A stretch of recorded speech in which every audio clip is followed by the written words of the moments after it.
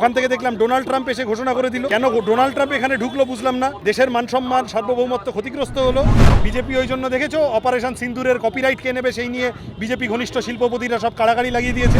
সন্ত্রাসবাদ অনেক গভীর সমস্যা, ওর প্রচুর অস্ত্র লবি, অনেক রকম গোলমাল জড়িয়ে আছে এর সাথে। অনেক দিনের শুধু যুদ্ধ দিয়ে হবে না, ডিপ্লোম্যাটিক প্রেসার, আন্তর্জাতিক প্রেসার তৈরি করতে হবে। তিনটে কথা পরিষ্কার বলা, এক হচ্ছে সন্ত্রাসবাদের বিরুদ্ধে লড়াইতে আমরা ইউনাইটেড, এ নিয়ে কোনো সংশয় নেই। আমাদের দেশের সেনাবাহিনী সন্ত্রাসবাদের বিরুদ্ধে যেভাবে লড়ছে আমরা সেখানে একেবারে আমরা ইউনাইটেড এবং আমরা একসাথে লড়ছি, আমরা তাদের পাশে আছি। দ্বিতীয় কথা হচ্ছে যে কোনো রকম কোনো রাষ্ট্র তারা যদি সন্ত্রাসবাদকে মদত দেয়, তারা যদি ভারতকে আক্রমণ করে, সিভিলিয়ান এলাকায় আক্রমণ করে, তাহলে রিটালিয়েশন করার, তাহলে প্রত্যুত্তর দেওয়ার, আত্মরক্ষা করার অধিকার অবশ্যই ভারতের আছে, এ নিয়ে কোনো সংশয় নেই।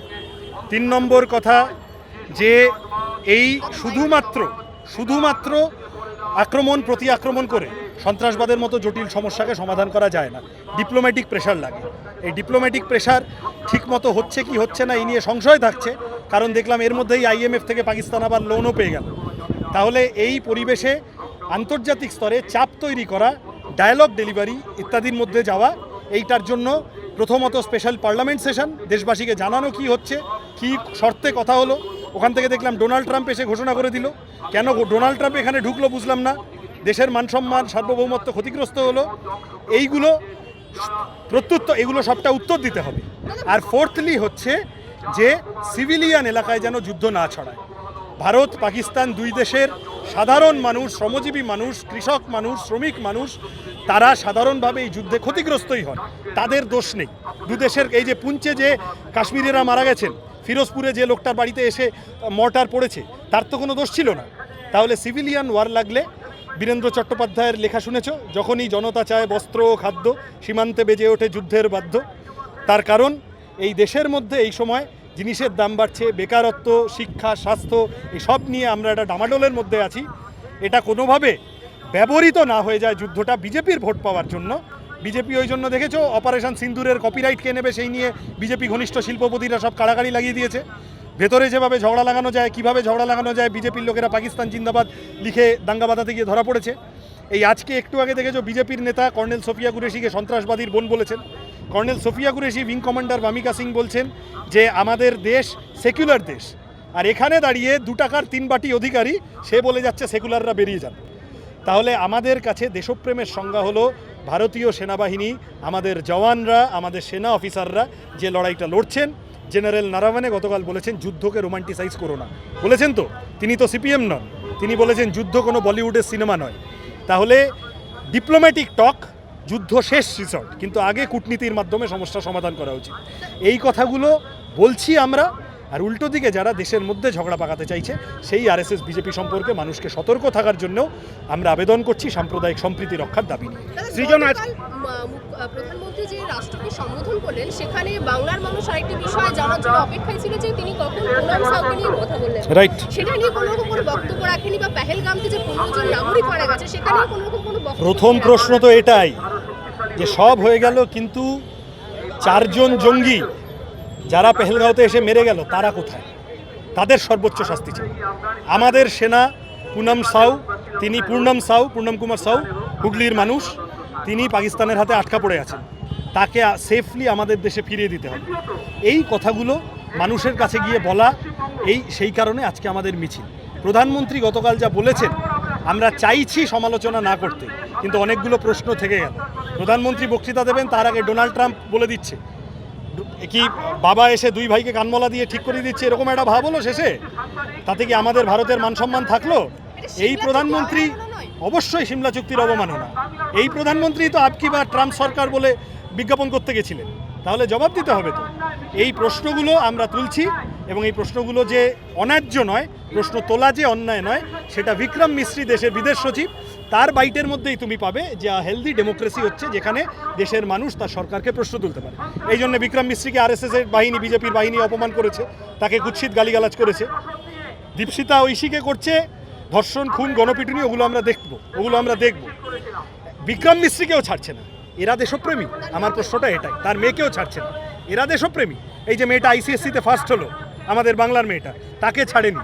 যে ছেলেটা মাধ্যমিকে ফার্স্ট হলো তাকে ছাড়েনি, তাহলে এরাই হচ্ছে আসল দেশদ্রোহী, দেশের গদ্দার, দেশের বিরোধী আরএসএস বিজেপি। সৃজন, আমার একটাই জাস্ট প্রশ্ন ছিল, তুমি সবগুলো বিষয় অ্যাড্রেস করেছো। আমার যেটা জানার ছিল যে আজকে একটু রাগ নিয়েই তোমাদের মিছিল কভার করতে এসেছিলাম যে তোমরা দেশদ্রোহী, অন্তত সোশ্যাল মিডিয়ার পর্দায় চোখ রাখলে যা বোঝা যাচ্ছে। তারপরে দেখলাম তোমাদের ব্যানারে লেখা পাক মদতপুষ্ট সন্ত্রাসবাদের বিরুদ্ধে। তাহলে তোমরা পাকিস্তানের বিরুদ্ধে না পক্ষে তোমাদের অবস্থান বলো?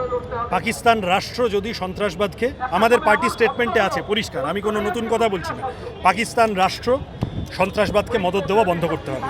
পাকিস্তানের জমি ব্যবহার করে এরা সব হচ্ছে হিজবুল আর জৈশ ই মোহাম্মদ আর লস্কর ই তৈবা দিনের পর দিন ক্ষতি করে যাবে ভারতের সাধারণ মানুষের, এটা হতে পারে না। সুতরাং যদি পাকিস্তানের সরকার মদত দেয় সন্ত্রাসবাদকে, আমরা অবশ্যই পাকিস্তানের সরকারের বিরোধিতা করব, সর্বশক্তি দিয়ে বিরোধিতা করব। তাহলে আমরা এই কারণে সবাই মিলে বলি যে আত্মরক্ষার অধিকার ভারতের আছে। শোনো, 4টে কথা পরিষ্কার। 1 নম্বর হচ্ছে সন্ত্রাসবাদের বিরুদ্ধে জিরো টলারেন্স, এইটা করে নাও, সবাইকে বলছি, সন্ত্রাসবাদের বিরুদ্ধে জিরো টলারেন্স। আমি সিপিএম এর কথা বলতে পারি, আমি ফেকুর কথা বলতে পারি না, আমি মাকু সেকু ওই অবধি বলতে পারবো, ফেকুর কথা বলতে পারবো না। আমরা বামপন্থীরা বলছি সন্ত্রাসবাদের বিরুদ্ধে যতদূর লড়তে হয় ইন্ডিয়ান আর্মি লড়লে আমরা তার সাথে আছি, জিরো টলারেন্স। 2 নম্বর বলছি ইন্ডিয়ান স্টেট কেউ যদি সন্ত্রাসবাদকে মদত দেয় এবং তারা যদি ইন্ডিয়াকে আক্রমণ করে, ইন্ডিয়ার 100% অধিকার আছে আত্মরক্ষা করার, অবশ্যই আছে।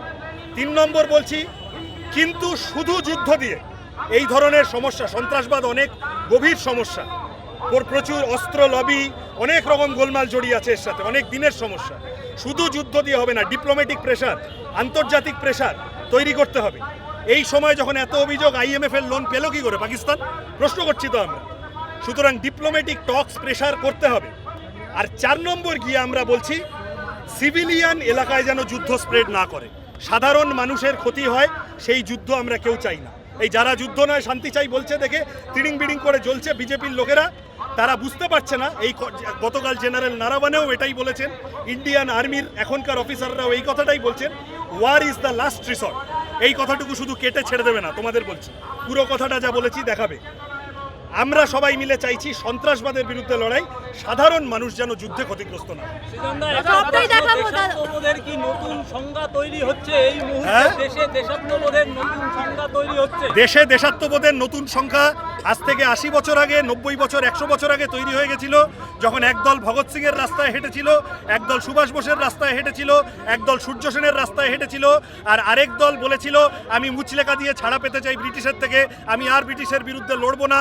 আরেক দল যারা তখন লিখেছিল, হে ভারতের হিন্দু জনগণ, ভারতের জনগণ, তোমরা ব্রিটিশের বিরুদ্ধে লড়ো না, কমিউনিস্ট আর মুসলিমদের বিরুদ্ধে লড়ো। তখনই বোঝা গেছিল এই বামপন্থীরা দেশপ্রেমিক হতে চলেছে, আর একদল দেশকে গদ্দার হতে চলেছে। সেই গদ্দাররা এখন ক্ষমতা, এটা দুঃখের বিষয়। সেকুলাররা বেরিয়ে যাও বললে colonel Sofiya Qureshi, wing commander Vyomika Singh যদি আগে তাদেরকে বেরিয়ে যেতে বলা উচিত, কারণ তারা পরিষ্কার বলছেন যে সেকুলারিজম আমাদের দেশের সবথেকে বড় বেসিক টেনেট, এবং তারা বলছেন Indian army is a beautiful reflection of the secular content that India has. সুতরাং শুভেন্দু অধিকারীকে গিয়ে বলো, বাপের দম থাকলে, ও এখন তো আবার অনেক রকম হয়ে গেছে, এর বাচ্চা ওর বাচ্চা হয়ে গেছে, যাই হোক, আমি বলছি যে যদি ক্ষমতা থাকে colonel Sofiya Qureshi, wing commander Vyomika সিংকে গিয়ে বলুক যে সেকুলারিজম মানে না। সেনারা দেশের শত্রু, এটা বামপন্থী সিপিআইএম হয়তো বলেনি, কিন্তু একদল বামপন্থী বলছে। আমি জানি না কে বলেছে, আমাদের সেনারা সৈন্যবাহিনীতে যায় শাহ যান না, সৈন্যবাহিনীতে কোনো বিজেপি নেতার আমির বড়লোক বিজেপি নেতার ছেলেপুলেকে দেখবে না তুমি। সৈন্যবাহিনীতে যান আমার তোমার মতো সাধারণ পরিবারের, কৃষক পরিবারের, ক্ষেতমজুর পরিবার, শ্রমিক পরিবারের সন্তানরা। সুতরাং তাদেরকে অসম্মান করা কোনো রকম কোনো অভিপ্রায় আমাদের কারণ নেই। সৈন্যবাহিনীকে যারা ব্যবহার করে ভোটের জন্য, আমরা তাদের বিরুদ্ধে লড়ছি। আরএসএস বিজেপি সৈন্যবাহিনীকে ব্যবহার করে, ওই জন্য ঝন্টু আলী শেখ যখন মারা যান, বিজেপি নেতার কল রেকর্ডিং বেরোয় যে ও তো মোল্লা, ওই জন্য ওখানে যাব না, ওখানে গিয়ে আমার লাভ নেই। এই হচ্ছে এদের দেশপ্রেমের চেহারা। আমরা আমাদের দেশের সেনা জওয়ানদের লড়াই সন্ত্রাসবাদের বিরুদ্ধে 100% তার পাশে আছি। দাদা আপনি বললেন না, সজলদার নামটা নিলেন, সজল ঘোষের নামটা নিলেন কেন? ও আমি কি বলবো, সেকুমাকু বলে রোজ চিৎকার করছে, আমাকে পরিষ্কার কথা তো আমি জানি না। আজকে এসেছিল কালিফালি নিয়ে, আজকে তাহলে শান্তির জল ছেটানোর জন্য আমাদের ছেলেমেয়েরাও প্রস্তুত ছিল। আমার পরিষ্কার কথা, colonel Sofiya Qureshi, wing commander Vyomika Singh একদিকে, তারা বলছেন এই দেশটা সেকুলার, আর আরেক দিকে সজল ঘোষ, শুভেন্দু অধিকারীরা, আর বিজেপির কুৎসিত ধর্ষকাম, জঘন্য যুদ্ধোন্মাদ ট্রোল আর্মি, এই দুটোর মধ্যে দেশপ্রেমের জন্য আমায় যদি বাঁচতে হয় আমি কর্নেল সোফিয়া কুরেশি আর উইং কমান্ডার ভামিকা সিংকেই বাঁচবো। একদমই কালির কথা বললেন, তাহলে কি গতকালের ঘটনাটা সমর্থন করছেন? কালকে যে ঘটনাটা হলো যে যারা বলছে যে পাকিস্তানের জল বন্ধ করার যে বন্ধ করা হয়েছে, ওরে বাবা, সেটা যদি কোনো কেউ গন্ডগোল করে থাকে তার জন্য প্রশাসন ছিল, ভারত বিরোধী কিছু করলে মামলা করা যেত। তুমি মিছিলে ঝামেলা করতে এসেছো কেন? আর তোমরা যা বলছো, তোমরা তো আউট অ্যান্ড আউট বলছো। ওই তো এই একটা তোমাদের মতো আমি নাম করব না, ওই এক পিস চ্যানেল বেরিয়ে যান দেশ থেকে যদি সেকুলার হন, 3টে FIR হয়েছে, মিন হতে শুরু করে দিয়েছে, বলছে না হিন্দু মুসলিম একসাথে লড়ছি। তোমাদেরকে বলছি, তোমাদের মধ্যে অনেক ছোট চ্যানেল পোর্টাল ইত্যাদি আছে, দম থাকলে আমি আশা করি তোমাদের দম আছে, তোমরা সত্যি কথা বলতে পারবে। কর্পোরেট মিডিয়াকে প্রশ্ন করো, এক রাতের মধ্যে করাচি, ইসলামাবাদ, পাকিস্তান সব গুড়িয়ে দিয়েছিল, মনে আছে? পরের দিন সকালে উঠে দেখা গেল সব আছে। আর ওই একই ভিডিও পাকিস্তানের মিডিয়া বলছে ভারত গুড়িয়ে দিয়েছি, পাকিস্তানে চালিয়ে বলছে, আর তার ভিত্তিতে পাকিস্তানের প্রধানমন্ত্রী বলছে যুদ্ধ জিতে গেছি। আর ওই একই ভিডিও ইন্ডিয়ান কর্পোরেট মিডিয়া তারা দেখিয়ে বলছে পাকিস্তান গুড়িয়ে দিয়েছি। এটা যুদ্ধজিগির তৈরি করা নয়, এটা ফলস প্রিমাইসেসের ওপরে দাঁড়িয়ে উন্মত্ততা তৈরি করা নয়, এই জিঙ্গোইজম তৈরি করা অবশ্যই যুদ্ধতে নয়। বলছি যে বিষয়টা উঠে এলো গতকালকে, যে জল বন্ধ করে দিয়েছে কেন? আমি জানি না ভাই, বিদেশনীতির বিষয়। শোনো, আমি গতকাল ছিলাম না, আমার পার্টির কেউ ছিল না, কি বলেছে, কে বলেছে, আমি কি মিছিলে কথা হয়েছে আমি এগুলো জানি না। আমাকে জেনে না জেনে আমি এই নিয়ে কমেন্ট করব না। আমি যেটা জানি, শোনো, আমি যেটা জানি, আমি যেটা শুনিনি, আমি সমর্থন অসমর্থনের প্রশ্নই আসছে না। আমি যেটা শুনেছি সেটা হচ্ছে শুভেন্দু অধিকারীরা বলছে সেকুলারদের দেশ থেকে বার করে দিতে হবে। আমি এইটুকু বলতে পারি, শুভেন্দু অধিকারী দেশ বিরোধী কথা বলেছেন, সংবিধান বিরোধী কথা বলেছেন। তাহলে দাদা যেটা বলছেন, মানুষের স্বার্থে সবসময় আন্দোলন হচ্ছে এবং আপনারা মানুষের ওই সম্প্রীতি রক্ষার বার্তা দিচ্ছেন, সেখানে বারবার আপনাদের আন্দোলনই প্রশ্ন উঠছে কেন?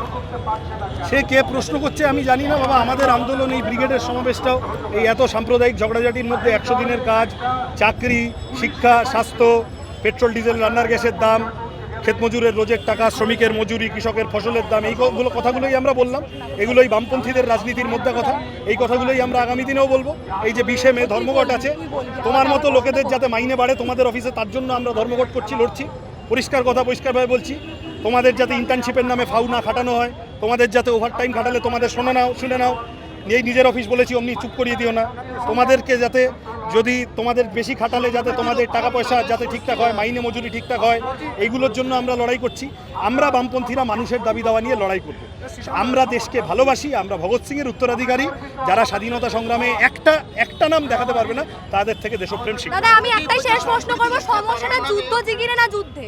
একবার বলছেন যুদ্ধের সমস্যা, একবার প্রথম দিন থেকে আমাদের কোনো প্রশ্ন নেই। প্রথম দিন থেকে এই আজকের মিছিলের পোস্টারটা দেখেছো কি লেখা ছিল? যুদ্ধ উন্মত্ততার বিরুদ্ধে, জিঙ্গোইজমের বিরুদ্ধে, জিগিরের বিরুদ্ধে। কেন? তার কারণ এই জিগির তুলে দেশের ভিতরে মানুষকে ভাগ করার চেষ্টা হচ্ছে, মব লিঞ্চিং হচ্ছে। এই যে কেউ কোনো ভিন্নমত প্রকাশ করলে আমি তোমায় বাবা পাল্টা প্রশ্ন করি, দীপশিতা ধর, ঐশী ঘোষ, তাদেরকে ধর্ষণ, খুন, গণপিটুনি সব কিছুর হুমকি দেওয়া হয়েছে। তুমি এটাকে সমর্থন করো? যদি সমর্থন না করো তাহলে কালকে তোমার চ্যানেল থেকে পোর্টাল থেকে একটা বুলেটিন করো যে আমরা এই অসভ্যতাকে সমর্থন করি না, মানুষের গণতান্ত্রিক অধিকার আছে।